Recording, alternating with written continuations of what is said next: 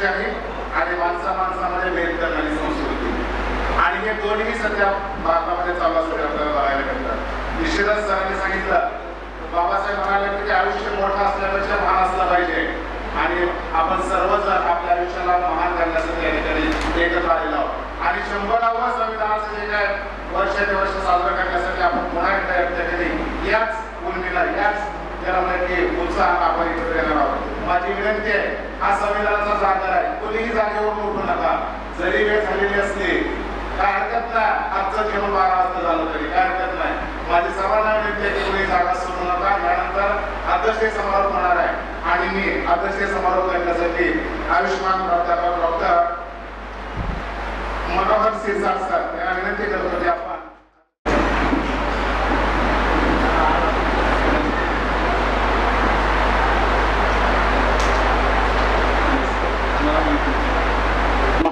तथागत भगवान गौतम बुद्ध, कुलवाडी भूषण छत्रपती शिवाजी महाराज, राष्ट्रपिता ज्योतिराव फुले, राजर्षी शाहू महाराज, महामानव डॉक्टर बाबासाहेब आंबेडकर, साहित्य रत्न अण्णाभाऊ साठे आणि या परंपरेतील सर्वच मानवतावादी महापुरुषांना विनम्र अभिवादन करतो. आजच्या या डॉक्टर बाबासाहेब आंबेडकर विचार मंच धाराशिव यांच्या वतीने आयोजित 2 दिवसीय व्याख्यानमालेच्या या दुसऱ्या पुष्पाचे प्रमुख वक्ते आणि संविधानाचे अभ्यासक, ज्यांनी अत्यंत अभ्यासपूर्ण आणि त्यांचं आजपर्यंतचं संविधानाविषयीचं चिंतन आपण समोर ठेवलं, तसे आमचे मार्गदर्शक माननीय ॲडव्होकेट जयमंगल धनराज सर या ठिकाणी या डॉक्टर बाबासाहेब आंबेडकर विचार मंच धाराशिवचे अध्यक्ष आणि विद्यार्थी चळवळीपासून, विद्यार्थी दशेपासून आंबेडकरी चळवळीमध्ये काम करत असणारे एक चिंतनशील व्यक्तिमत्व आणि ज्यांच्याकडे अधिक चांगलं संघटन कौशल्य आहे असे आमचे मित्र प्राध्यापक रवी सुरवसे सर, प्राध्यापक अंबादास कळासरेजी, पवार सर, सूत्रसंचालन सुद्धा करणारे मनोहर सर, आदरणीय आमचे ज्येष्ठ स्नेही प्राध्यापक महेंद्र चंद्रशिवे सर, डॉक्टर सूर्यवंशीजी, प्राध्यापक कापळे सर या ठिकाणी उपस्थित आहेत. अनेक मान्यवरांची नावं घेता येतील, वेळ खूप झालेला आहे. उपस्थित सर्व सन्माननीय वडीलधारी मंडळी आणि भगिनींनो, वेळ अधिक झालेला आहे. तुमच्या सहनशीलतेचा अंत मी पाहणार नाही, परंतु मीही बीडवरून आलो आहे आणि त्यामुळे माझंही म्हणणं तुम्ही ऐकावं अशी एक स्वाभाविक साधारण अपेक्षा मी आपल्याकडून करतो. मित्रांनो, बाबासाहेब आंबेडकर विचार मंच धाराशिवच्या वतीनं गेल्या 14 वर्षांपासून या पद्धतीनं महापुरुषांच्या विचारांचा जागर घडवला जातोय आणि व्याख्यानांचं आयोजन केलं जात आहे. त्याबद्दल मी या विचार मंचाचे अध्यक्ष प्राध्यापक Ravi Suravase sir, doctor Ratnakar Aske sir, उपाध्यक्ष डॉक्टर दिनकर झेंडे सर, सचिव, त्यांचे सर्व टीम, त्या सर्वांचं मी अभिनंदन करतो की ते या पद्धतीनं बाबासाहेबांची जयंती व्याख्यानमालेच्या माध्यमातून साजरी करतायत.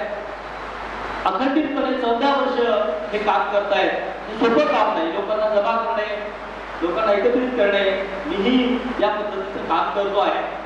मला हे काम किती जिकिरीचं आहे मला माहिती आहे, परंतु तरीही आपण सर्वजण या ठिकाणी उपस्थित आहात, त्यामुळे आंबेडकर विचार मंचचं मी मनपूर्वक अभिनंदन करतो. समाजातील सर्व घटकांना त्यांनी या ठिकाणी एकत्रित केले. महिला मंडळ असतील किंवा समाजातील वेगवेगळे घटक असतील, या सर्व घटकांना एकत्रित करत त्यांचा यथोचित या ठिकाणी सत्कार केला, गुणवंतांचा सन्मान केला. ही गोष्ट ही अधिक महत्त्वाची आहे.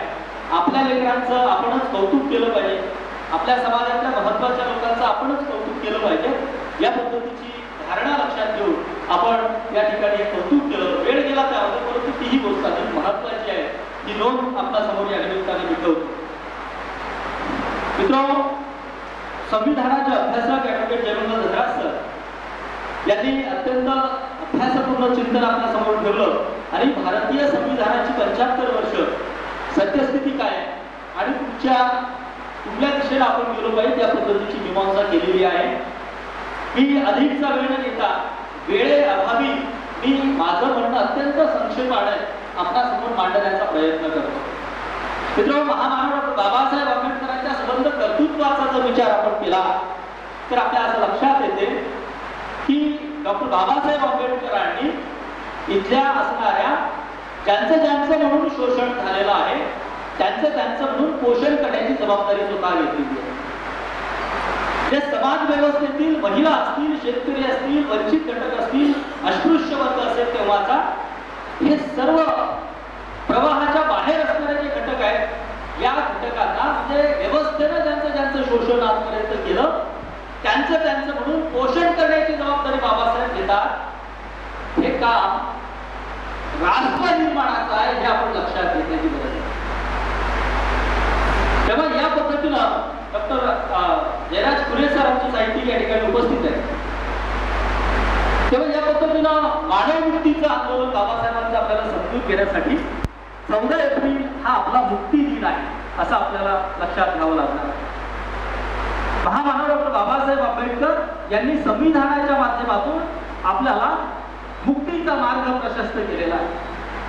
ज्या काळामध्ये इथल्या फाटक्या माणसाला कुठलीच ओळख नाही, अस्तित्व नाही, याचं कुठलीच आयडेंटिटी नाही, चेहरा नसलेली माणसं आहेत होती, या माणसं असणाऱ्या परंतु चेहरा नसणाऱ्या, आयडेंटिटी नसणाऱ्या, ओळख नसणाऱ्या माणसांना, समूहांना बाबासाहेबांना प्रतिष्ठित केलेलं आहे, मुक्तीच्या मार्गावर आणलेलं आहे. आणि म्हणून बाबासाहेब खऱ्या अर्थानं आपले मुक्तीदाते आहेत. सबंध भारतीय समाजाचे मुक्तीदाते आहेत ते व्यापक पद्धतीने आपल्याला समजून घेण्याची गरज आहे. आणि त्यामुळे वेगळ्या अर्थानं बाबासाहेब आधुनिक भारताचे निर्माते आहेत. आणि 20व्या शतकामध्ये खरं तर 20वं शतक हे देश घडवणीचं शतक आहे. आणि या 20व्या शतकामध्ये देश उभा राहून पाहतोय. आणि देश उभा राहण्याच्या या सगळ्या प्रक्रियेमध्ये महामानव डॉक्टर बाबासाहेब आंबेडकर हे अत्यंत प्रमुख भूमिकेमध्ये काम करताना आपल्याला दिसत आहे. त्यांच्या सगळ्याच चळवळी, आंदोलन हे जर आपण बघितले तर आपल्याला असं लक्षात येईल की निश्चित स्वरूपामध्ये यामधून इथं असलेला जो खचलेला माणूस आहे, जो वंचित माणूस आहे, जो उपेक्षित माणूस आहे, त्या माणसाला प्रतिष्ठित करून पाहणारी मानवमुक्तीचं जे आंदोलन आहे ते बाबासाहेब या ठिकाणी लढून पाहत होते. आणि त्यामुळे खऱ्या अर्थानं 20व्या शतकामध्ये देश ज्या माध्यमातून उभा राहिला घडला, माणसं उभी झाली, माणसांना अस्तित्व प्राप्त झालं, त्यामध्ये प्रमुख भूमिका महामानव डॉक्टर बाबासाहेब आंबेडकरांची आहे असं आपल्याला लक्षात येतं.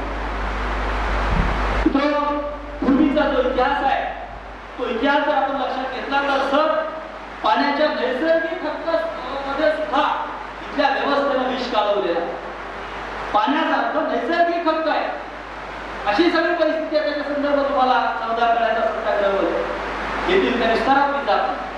परंतु पाण्यासारख्या नैसर्गिक हक्कामध्ये देखील इथल्या व्यवस्थेनं विष काढून माणूस दुबळून टाकला, समाज दुबळून टाकला, अशी असणारी परिस्थिती आपल्या समोर आहे.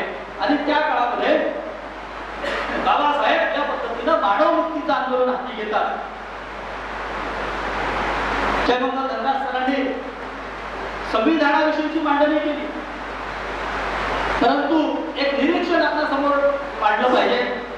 मी येताना त्यांच्याशी ती चर्चा केली आणि त्यांनी सांगितलं की ह्या गोष्टी सोडून देत आपण संविधानाने काय सांगितलं आणि बाबासाहेबांना काय अपेक्षित आहे त्या पद्धतीनं पुढे गेलो पाहिजे. परंतु तो मुद्दा मला मांडला पाहिजे की अत्यंत संकुचित दृष्टिकोन संविधानाच्या बाबतीमध्ये मर्यादित होऊ पाहत आहे. महामानव डॉक्टर बाबासाहेब आंबेडकर, भारतीय संविधान, आंबेडकरी अन्वय, आंबेडकरी समूह आणि आरक्षण एवढ्या पुरता अशा चौकटीमध्ये मर्यादित संकुचित दृष्टीनं आणि वेगळ्या पद्धतीचे चष्मे लावून आपण संविधानाकडे जर पाहत असू तर या सगळ्या लोकांची आपल्याला कीव करावी लागेल. मित्रांनो, जगभरामध्ये बाबासाहेबांचं तत्वज्ञान स्वीकारू पाहत आहेत लोक. युरोप मधल्या अत्यंत प्रगतशील देश हंगेरी नावाचा देश आहे, आपल्याला माहिती असेल. जयभीम नेटवर्क हंगेरी असं तुम्ही नंतर बघा गेल्यानंतर. हंगेरी सारखा प्रगत देश देखील ज्यामध्ये 2000 मध्ये क्रिस्टिलो नावाच्या एका लेखकानं महामानव डॉक्टर बाबासाहेब आंबेडकरांची जे चरित्र आहे, त्यांचं जे तत्वज्ञान आहे ते त्यांच्या भाषेमध्ये, रोमा नावाच्या भाषेमध्ये लिहिलं. हंगेरीमध्ये रोमा नावाचा समूह आहे. आणि हा रोमा नावाचा समूह या पद्धतीनं उपेक्षित आहे, अस्पृश्य म्हणून गणला गेलेला आहे, तो भारतीय वंशाचा आहे आणि म्हणून तिचा त्यांच्यावर अनर्मित छळ होतो आहे. क्रिस्टिनोनी लिहिलं की या पद्धतीनं भारतामध्ये अस्पृश्यांची मुक्ती ज्या महामानवानं केली, जे तत्वज्ञान मांडलं समतेचं, स्वातंत्र्याचं, सामाजिक न्यायाचं, बंधुतेचं, ते तत्वज्ञान आपल्याला अंगीकारावं लागेल. हंगेरीमध्ये युरोप सारखा एक अत्यंत प्रगत देश हंगेरी सारखा, त्या देशातील माणसं सुद्धा बाबासाहेबांचं तत्वज्ञान स्वीकारू लागली. त्या ठिकाणी नवी पिढी या पद्धतीने बाबासाहेबांचं तत्वज्ञान, बाबासाहेबांचा विचार अभ्यासू लागली, अंगीकृत करू लागली. इतकंच नाही तर जय भीम नेटवर्क हंगेरी नावाची एक स्थापना होते, एक संघटनेची स्थापना होते.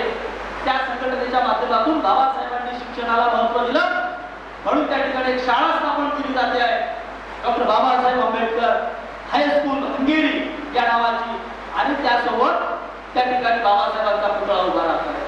आणि तो पुतळा सांगतोय की या पद्धतीनं आपल्याला मुक्तीच्या मार्गाने जायचं असेल, आपल्याला आपली या गुलामीतून मुक्तता करायची असेल तर हा पुतळा या व्यक्तिमत्वाने दिलेला विचार आपल्याला अंगीकृत करावा लागेल आणि त्या पद्धतीने पुढे जावं लागेल.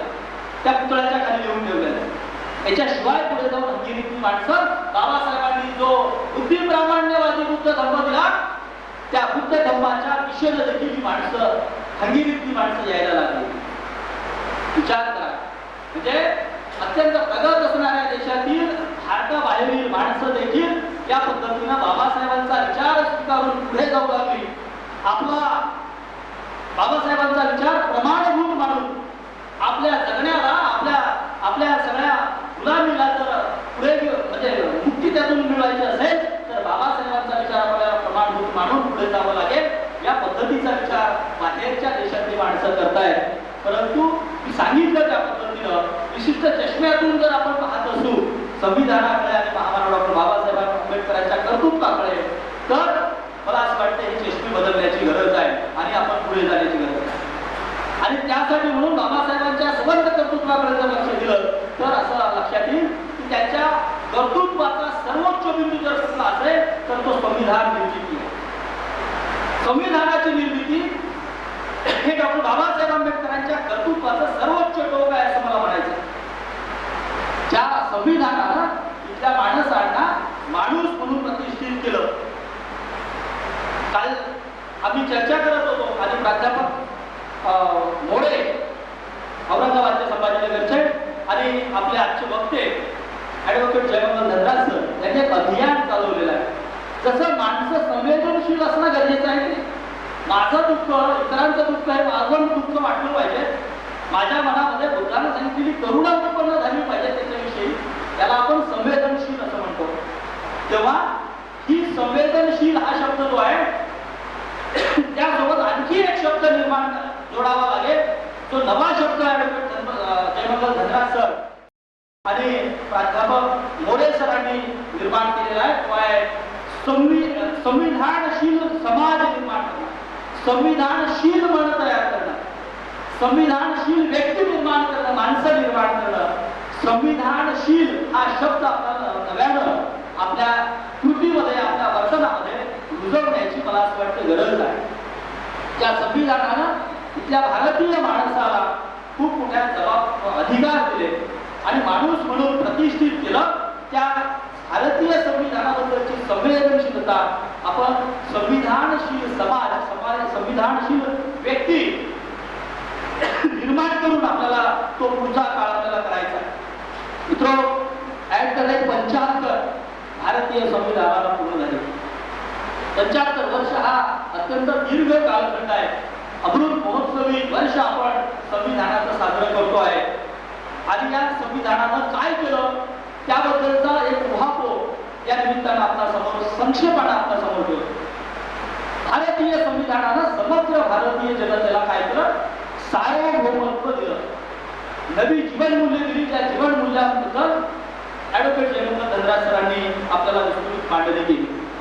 भारतीय संविधानापूर्वीचा भारतीय समाज आणि भारतीय संविधान स्वीकारल्यानंतरचा भारतीय समाज याची जर आपण तुलना करायला लागलो तर आपल्याला ज्यामुळे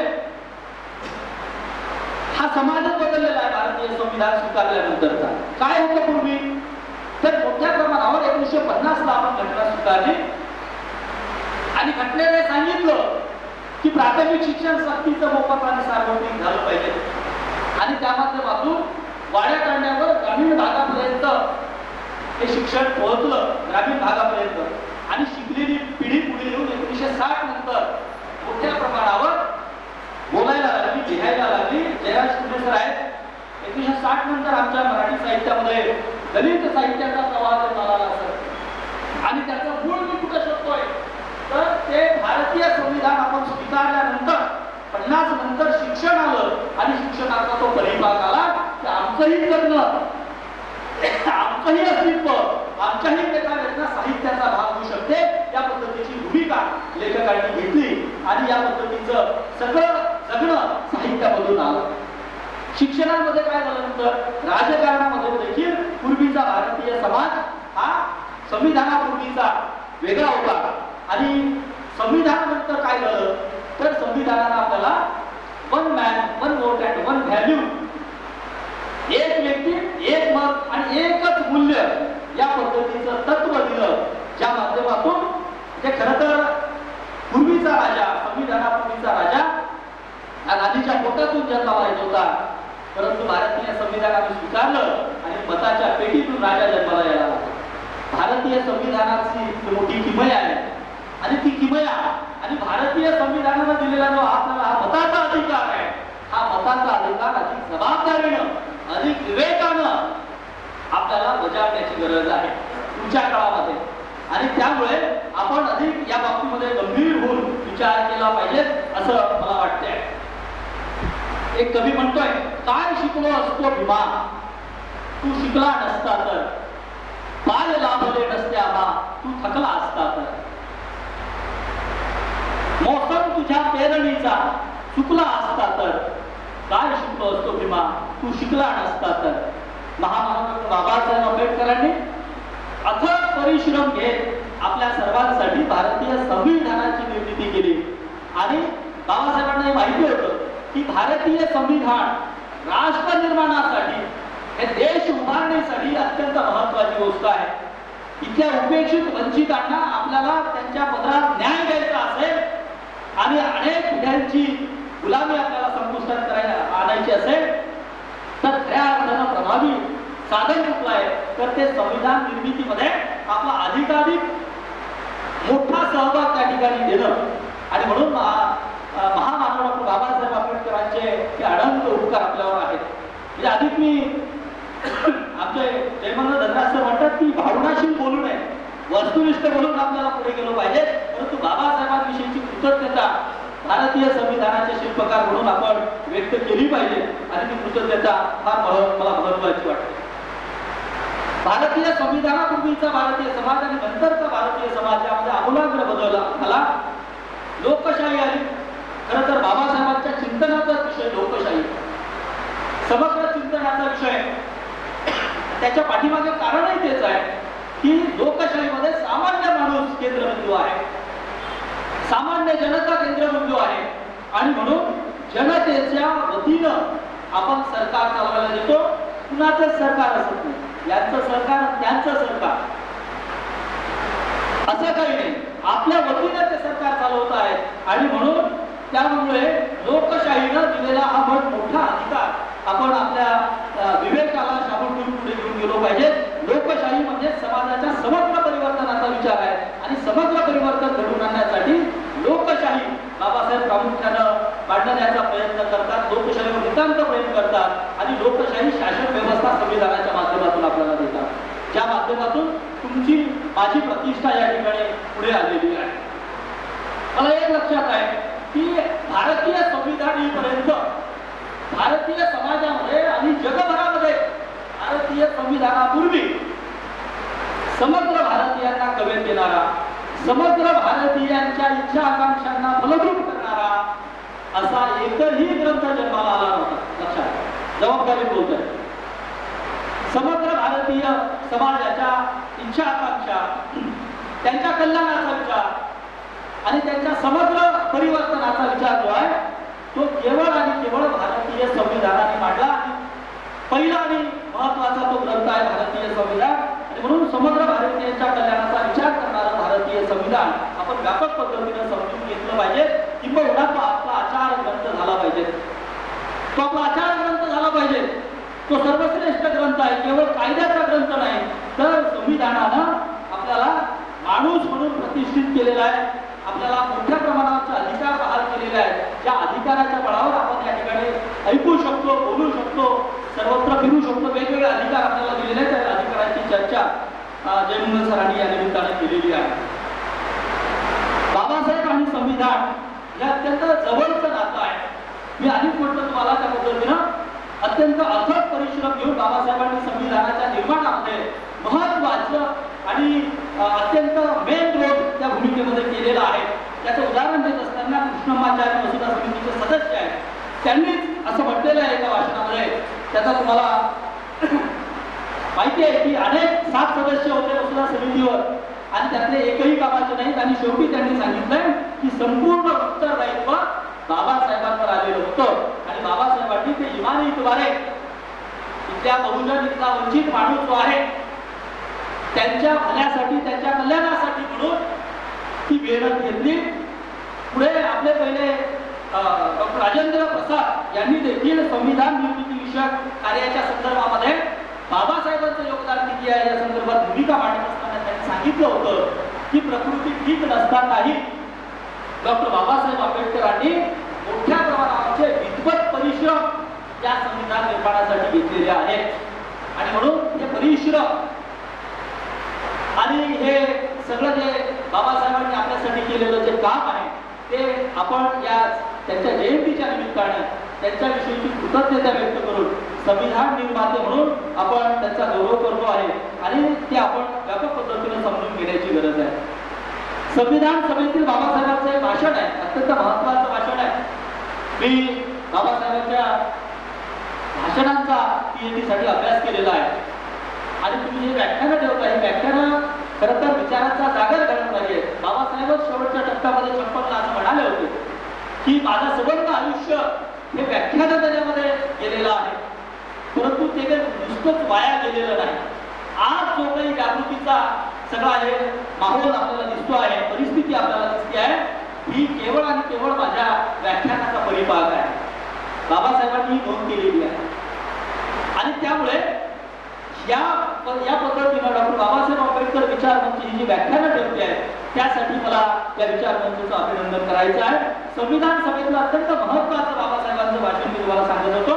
त्यांनी असं म्हटलं होतं की राजकारणामध्ये आपण एक व्यक्ती, एक मत, एक मूल्य हे तत्व स्वीकारलं आहे, परंतु सामाजिक आणि आर्थिक क्षेत्रामध्ये मात्र समान मूल्य हे आपण नाकारतो आहोत. हे अधिक काळ आपल्याला नाकारता येणार नाही. समान मूल्य आर्थिक आणि सामाजिक क्षेत्रामध्ये समान मूल्य प्रस्थापित होण्यासाठी बाबासाहेबांनी वेगवेगळी म्हणजे उद्दिष्ट किंवा वेगवेगळे पद्धती देखील सांगितल्या होत्या. त्या पद्धतीचा उपयोग पुढच्या काळामध्ये झाला नाही. आणि म्हणून आजही मोठ्या प्रमाणामध्ये भारतीय समाजामध्ये आणि आर्थिक आणि सामाजिक क्षेत्रामध्ये मोठ्या प्रमाणाची दरी आपल्याला पाहायला मिळते आहे. अमुक एका व्यक्तीबद्दल बोलत असताना अमुक या टोनमध्ये बोलल्या जाते आहे, त्याला वेगळा आदर सत्कार केला जातोय आणि अमुक एका व्यक्तीला वेगळी वागणूक दिली जाते आहे. हे आजचं वास्तव आहे. परंतु बाबासाहेबांनी सांगितलं होतं की समान मूल्य जर आपण नाकारणार असू तर भारतीय समाजामध्ये मोठ्या प्रमाणावरची विषमता निर्माण होईल आणि त्यातून वर्ग संघर्ष आणि वर्ग युद्ध देखील पुढच्या काळामध्ये निर्माण होऊ शकतील. हा धोका देखील बाबासाहेबांनी संविधान सभेच्या वाचनात सांगितला. तेव्हा या पद्धतीनं आपल्याला पुढच्या काळामध्ये सामाजिक आणि आर्थिक क्षेत्रामध्ये समान मूल्य कसं प्रस्थापित करता येईल या दृष्टीनं प्रयत्न करण्याची गरज आहे, त्या दृष्टीनं काम करण्याची गरज आहे असं मला वाटते आहे. मित्रो, भारताला संविधान देणारे बाबासाहेब त्यांच्याबद्दल कृतज्ञ आपण का असलं पाहिजे तर नवभारताच्या घडणीमध्ये किंवा नवभारताच्या घडणीच्या संदर्भात महत्वाचं कार्य संविधान निर्माणाचं आहे. आणि त्यासाठी बाबासाहेब हे त्या काळामध्ये म्हणजे हा संदर्भ मी वाचला तो महत्वाचा आहे म्हणून मी तुमच्या समोर ठेवतो. बाबासाहेबांनी जगभरातले संविधान आणि संविधानाच्या संदर्भातले संदर्भ ग्रंथ इतके खरेदी केले तारापूरवाला बुक सेलर्स मुंबईचा, त्याची उदाहरण इतकी झाली की राजगडाच्या बाजूनं एक चारमिनार नावाची दुसरी एक इमारत होती. ती इमारत तारापूरवाला बुक सेलर्स वाल्याला त्या उधारीच्या मोबदल्यात त्यांना द्यावी लागली. म्हणजे भारतीय संविधान निर्माणामध्ये स्वतःचं घर, स्वतःची प्रॉपर्टी सुद्धा समाजासाठी समर्पित करणारं हे व्यक्तिमत्व आपल्याला व्यापक पद्धतीनं समजून घेण्याची गरज आहे. आणि संविधानाची तात्विक भूमिका काय आहे, संविधानाबद्दल बाकीचं विस्ताराने बोलणार नाही, परंतु तात्विक भूमिका आपल्याला समजून घ्यावी लागेल. आणि तात्विक भूमिका ही आहे की संविधानानं माणसाला सर्वश्रेष्ठतेचं स्थान दिलं. माणसा इथे मी तुझे गीत गावे, महाकवी वामनदादा म्हणतात, वामनदादा कडक, माणसा इथे मी तुझे गीत गावे, असे गीत गावे तुझे हित व्हावे, एकाने हसावे लाखाने रडावे, असे विश्वात इथे ना उरावे. असं विषमतेचं जे राज्य आहे, विषमतेची जी परिस्थिती आहे, विषमता निष्ठित जो समाज आहे, तो समाज आपल्याला संपवावा लागणार आहे. एकमेकांचं दुःख समजून घे, माणूस पण जपण्याचं काम पुढच्या काळामध्ये आपल्याला करावं लागणार आहे. संविधानानं ते केलेलं आहे. माणसाला सर्वश्रेष्ठतेचं स्थान भारतीय संविधानानं दिलेलं आहे. दुसरा तात्विक भूमिका दुसरी कुठली आहे तर माणूस निसर्गतः स्वतंत्र आहे, हे संविधानानं गृहीत धरलेलं आहे. तो निसर्गतः स्वतंत्र आहे, त्याला तुम्ही पुन्हा गुलाम करू शकत नाही. मला जसं माझं स्वातंत्र्य प्रिय आहे तसं दुसऱ्याचं देखील स्वातंत्र्य हेच पोचणार नाही, याची काळजी मला घेतली पाहिजे. या पद्धतीची जबाबदारी, या पद्धतीचं भान ज्याला म्हणता येईल, विवेकी भान भारतीय संविधान नागरिकांना देते आहे. ही तात्विक भूमिका खरं तर भारतीय संविधानाची आहे. बंधुत्वाचं तत्व आहे, ज्यामध्ये प्रेमभाव आहे, परस्परांसोबत प्रेमानं वागण्याचा संदेश आहे. न्यायाचं तत्व आहे, हे मूलगामी तत्व आहे त्यामध्ये भारतीय संविधानाचं. न्यायाचं तत्व, ज्यामध्ये न्यायामध्ये समता अभिप्रेत आहे. भारतीय समाज व्यवस्थेनं हे तत्व आज आपण पाहतोय की मोठ्या प्रमाणावर न्यायाचं तत्व आजपर्यंत काय झालं, सबंध अन्यायी व्यवस्था आपण सहन केलेली होती. गावचा बाहेरचा उपेक्षित समाज होता. विकासाच्या मुख्य प्रवाहापासून फार दूर त्याला ठेवलं गेलं होतं, शिक्षणापासून दूर ठेवलं होतं. ही अन्यायी व्यवस्था आजपर्यंत होती. भारतीय संविधान आलं आणि न्यायाची एक नवी मूल्य व्यवस्था निर्माण झाली. आणि म्हणून तुमच्या माझ्या जगण्याला नवे संदर्भ आले. नवे संदर्भच नाही तर तुमच्या माझ्या जगण्याला नवा अर्थ प्राप्त झाला. अर्थाला इन्व्हर्टेड कॉमा जरी केला तरी चालेल. एकेरी अवतरण म्हणजे संविधानामुळे आम्ही प्रतिष्ठित झालो, आम्हाला विकासाच्या संधी उपलब्ध झाल्या, आज आपलं जे वैभव दिसते आहे, भौतिक सुविधा दिसत आहेत, ह्या सगळ्या केवळ आणि केवळ भारतीय संविधानाचा परिपाक आहे असं म्हटलं तरी वावगं ठरणार नाही. तेव्हा बुद्धिवादी, विज्ञानवादी आणि मानवतावादी भूमिका भारतीय संविधानानं जोपासलेली आहे. ही भूमिका आपण समाजामध्ये पेरण्याचं काम पुढच्या काळामध्ये करूया. जे ॲडव्होकेट जयमंगल धनराज सरांनी सांगितलं त्या पद्धतीनं तो विचार अधिकाधिक आपण समाजामध्ये कृतीप्रवण करूया. या पद्धतीचा एक आशावाद या निमित्तानं व्यक्त करतो. मूलभूत अधिकाराची चर्चा या निमित्तानं झाली. एक गोष्ट फक्त आपल्याला सांगतो, धैर्यवान योद्धा म्हणून बाबासाहेबांकडे आपल्याला बघितलं पाहिजे. अनिष्ट गोष्टींना बाबासाहेबांनी सातत्याने विरोध केला. ज्या चुकीच्या गोष्टी आहेत, अंधश्रद्धा आहेत, अनिष्ट रूढी आहेत, त्याला फाटा दिला पाहिजेत आणि त्यासाठी म्हणून त्याला विरोध केला. तो हा विरोध करत असताना त्याचा अभ्यास केला. विरोधाला विरोध असा बाबासाहेबांनी केला नाही, तर त्या गोष्टीचा समग्रपणे अभ्यास करून मग त्याला विरोध केला.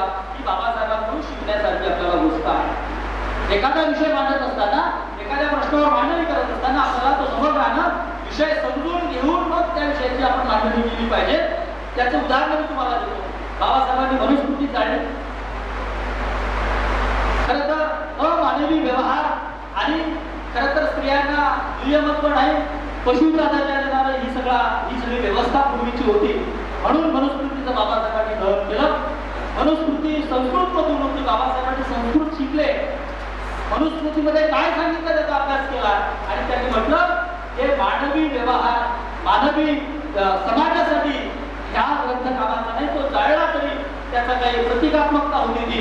आणि मनुस्मृती जाळली आणि पर्याय काय दिला? पर्याय दिला, भारतीय संविधान निर्माण केलं.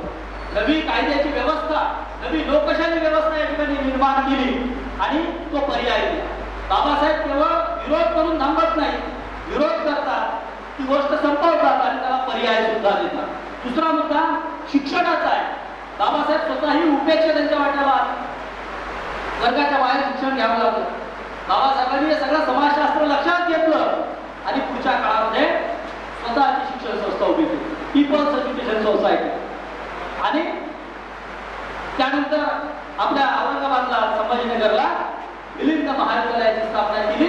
नागसेन वन मोठं प्रस्थापित केलं. मला सांगितलं पाहिजे, अभिमानानं आम्ही हे सांगतो की आजचे वक्ते आणि मी दोघंही जण नागसेन वनाचं प्रोडक्ट आहोत. त्या नागसेन वनामध्ये आम्ही शिकलेलो आहोत. त्या आंबेडकर लॉ कॉलेजला होतो, त्या आंबेडकर आर्ट्स कॉमर्सला होतो. तेव्हा या पद्धतीनं शिक्षण हे आमच्यासाठी दिलं गेलं नाही, म्हणून शिक्षणाची व्यवस्था बाबासाहेब उभी करतात. स्वतंत्र पक्ष आपल्याला पाहिजे, इथले प्रस्थापित पक्ष आपलं म्हणणं मांडणार नाहीत, आपले उमेदवार देणार नाहीत, म्हणून बाबासाहेब स्वतंत्र मजूर पक्ष, शेड्यूल कास्ट फेडरेशन सारख्या स्वतंत्र पक्षाची निर्मिती करतात आणि त्यातून आपली भूमिका मांडतात. गंमत नाही, मुंबई असेंब्लीमध्ये 15 आमदार निवडून आणले होते बाबासाहेबांनी. म्हणजे या पद्धतीनं दखल घ्यावी लागली विरोधी पक्षनेता म्हणून काम करा बाबासाहेबांनी काही काढण्यामध्ये केलं. तेव्हा या पद्धतीनं इथल्या प्रस्थापित पक्षासोबत लालगोटेपणा न करता स्वतःचे पक्ष निर्माण करत आपल्याला एक नवा पर्याय बाबासाहेबांनी दिला. शेड्यूल कास्ट फेडरेशन असेल किंवा स्वतंत्र मजूर पक्ष असेल, या पद्धतीनं त्यासोबतच आपल्याला हिंदू धर्मातून बाहेर काढत बाबासाहेबांनी हिंदू धर्माचा त्याग केला आणि पर्यायी व्यवस्था आपल्याला दिली. पर्यायी व्यवस्था काय दिली?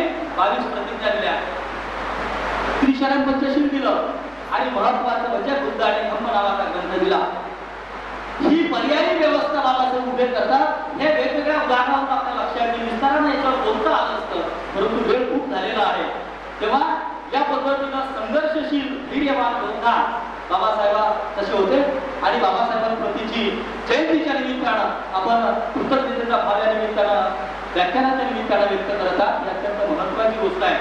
मित्रो, मला या व्याख्यानमालेच्या निमित्ताने या ठिकाणी आपण बोलवलं आणि मला बराच वेळ सहन केलं, त्याबद्दल आपल्या सर्वांविषयीची कृतज्ञता व्यक्त करतो. आणि बाबादादाच्या शब्दात, विचार तुझा पिंपळाचा पार आहे, सुखाचे द्वार आहे, शिलाचे भांडार आहे. धन्यवाद. अतिशय उद्बोधक दोन्ही वक्त्यांनी स्वातंत्र्य समता आणि बंधुता या तत्वत्रयींचा जय जयकार जयघोष या त्यांच्या व्याख्यानातून केलेला आहे. बाबासाहेब म्हणाले होते की स्वातंत्र्य समता आणि बंधुता ही तत्व मी फ्रेंच राज्यक्रांतीपासून घेतलेली नाही आहे, तर माझे गुरु भगवान बुद्ध यांच्या तत्वापासून घेतलेले आणि ही तत्व आपल्या जीवनामध्ये अंगीकारणं, ही संवैधानिक मूल्य आपल्या जीवनामध्ये अंगीकारणं, मला वाटते की हेच खरं तर संविधानाचा जागर आहे. विन्स्टन चर्चिल नावाचे जे काही इंग्लंडचे पंतप्रधान होते ते म्हणाले होते एकदा की युरोपातल्या 2 देशामध्ये जेवढी भिन्नता नाही आहे त्याच्या एक पटीने भारतातल्या 2 राज्यामध्ये आहे. त्यामुळे भारत हे कधी राष्ट्र होऊ शकत नाही, परंतु भारत हे राष्ट्र झालं ते बाबासाहेबांनी लिहिलेल्या संविधानामुळे झालेलं आहे. आणि म्हणून निश्चितपणे बाबासाहेबांनी लिहिलेल्या जे काही संविधानाच्या भारताला एकसंध ठेवण्यामध्ये मोठी भूमिका बजावतं आणि त्याच्यामध्ये भारतीय जनता आणि सर्वोच्च न्यायालय हा देखील एक महत्वाचा घटक आहे. अशा प्रकारचा आशयपूर्ण विवेचन दोन्ही वक्त्यांनी या ठिकाणी केलेला आहे. दोन्ही वक्त्यांचं मी खूप खूप या ठिकाणी आभार व्यक्त करतो, धन्यवाद देतो. निश्चितपणे हा संविधानाचा जागर जो सुरू झाला आहे तो आता थांबणार नाही, तो पुढे पुढे चालतच राहणार आहे. आणि निश्चितपणे या सगळ्यांसाठी आपल्या सगळ्यांचे योगदान देखील खूप महत्वाचं आणि मोलाचं ठरणार आहे. यानंतर आयुष्यमान प्राध्यापक उमेश कांबळे हे दोन्ही वक्त्यांचे या ठिकाणी स्वागत करणार. मी त्यांना विनंती करतो की त्यांनी मंचावर यायचं आहे.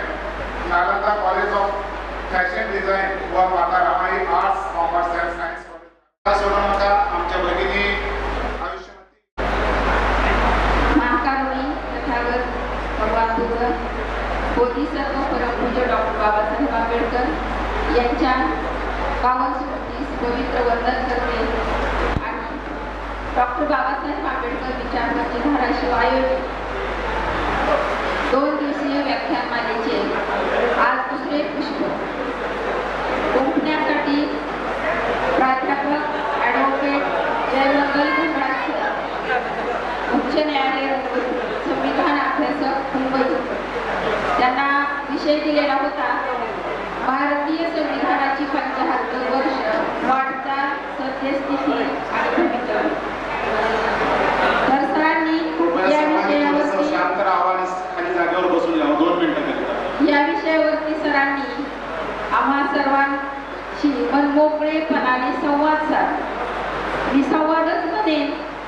कारण सर आपल्याला पण सहभागी करून घेत होते, हे छान वाटलं सर. आणि सरांनी आम्ही भारताचे लोक आपण काय केलं पाहिजे हे ठणकावून सांगितलं. त्याबद्दल सर मी तुमची पुनश्चरणी आहे. त्यानंतर आजच्या कार्यक्रमाला अध्यक्ष म्हणून आयुष्यमान प्राध्यापक मनोहर सिरसाट सर, बलभीम महाविद्यालय बीड हे लाभले. सरांनी पण जगातील अनेक देश बाबासाहेबांचा विचार प्रमाण मानून पुढे वाटचाल करत आहे, हे आपणापर्यंत पोहोचवलं. त्याचबरोबर संविधानापूर्वीचा भारत आणि संविधानानंतरचा भारत हा सुद्धा विचार त्यांनी आपणासमोर मांडलेला आहे. तर मी या दोघांचीही खूप खूप ऋणी आहे सर. म्हणतात ना, सत्काराचे हार कशाला, आभाराचे भार कशाला, दोन मनाचा स्नेह जपाया, हृदयाला दार कशाला, हृदयाला दार कशाला. पण सर आभार तर व्यक्त करावेच लागतात, तुमच्या ऋणामध्ये राहूच लागते. त्यानंतर या ठिकाणी आमच्या विनंतीला मान देऊ जे गुणवंत विद्यार्थी ज्यांनी नुकतीच पद भूषवलेली आहे, त्यांनी पण सत्कार स्वीकारायला या ठिकाणी उपस्थित राहिले. त्याचबरोबर भारतीय बौद्ध महासभा याचे पदाधिकारी, नालंदा बुद्ध विहारच्या सर्व माझ्या माता भगिनी ज्या बौद्ध धर्माचा प्रसार करत आहेत त्या उपस्थित राहिल्या. त्याचबरोबर विविध क्षेत्रातील मान्यवर व्यक्ती जे कार्यरत आहेत तेही या ठिकाणी उपस्थित राहिले. त्याबद्दल मी त्यांचेही मनपूर्वक आभार मानते. त्याचबरोबर वक्ता तो वक्तानो हे श्रोते नवीन, सर्व आपण श्रोतेगण बौद्ध उपासक आणि उपासिका मोठ्या संख्येने या ठिकाणी उपस्थित राहिला, त्याबद्दल मी ऋण व्यक्त करते. आणि आता हे 14वे वर्ष आहे डॉक्टर बाबासाहेब आंबेडकर विचारमंच धाराशिव. हा विचाराचा जागर असाच पुढे चालू राहणार आहे. पुढच्या वर्षी देखील हा कार्यक्रम होणार आहे. त्यावेळेला आम्ही तुमच्यापर्यंत पोहोचणार आहोत. आपण त्याही वेळी अशीच उपस्थिती दर्शवावी ही मनपूर्वक विनंती करते आणि आभाराचा कार्यक्रम संपला करते.